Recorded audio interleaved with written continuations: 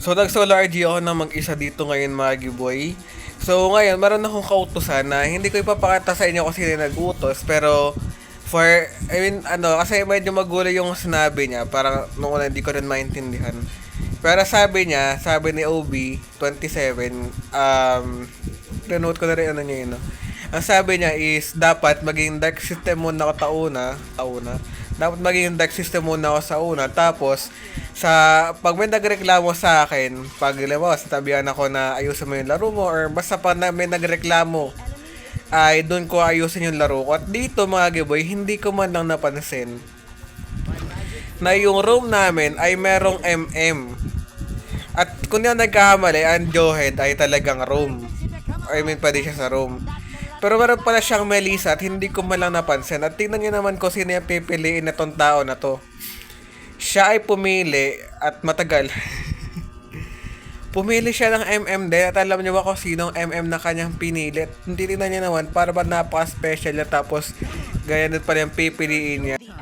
At nung nag-cloud siya, napaisip ako bigla at naisip ko na walang magandang mangyayari sa video na to.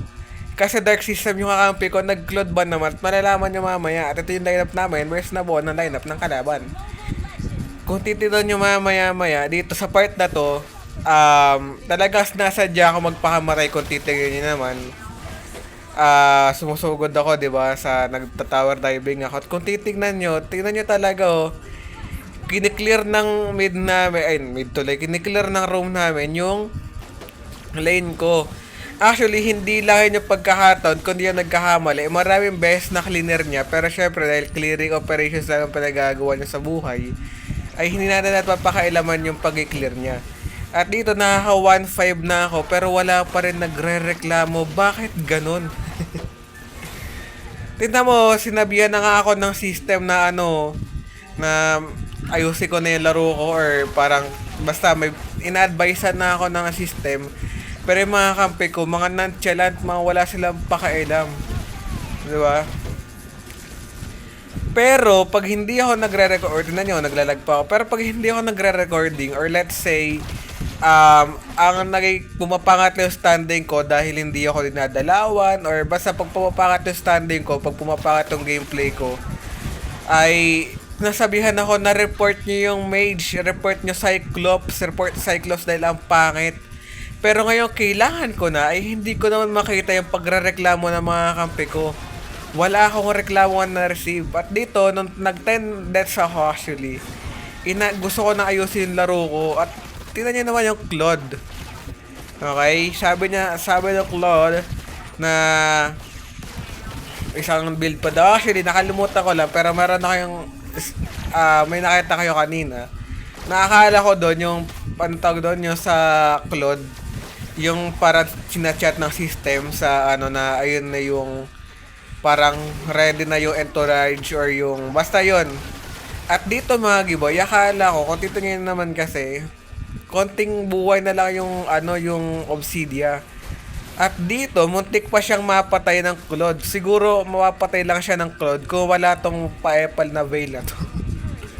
At actually, nung umpisa pa lang, nainggit ako sa veil. Ang ganda ng skin, Diyos mio.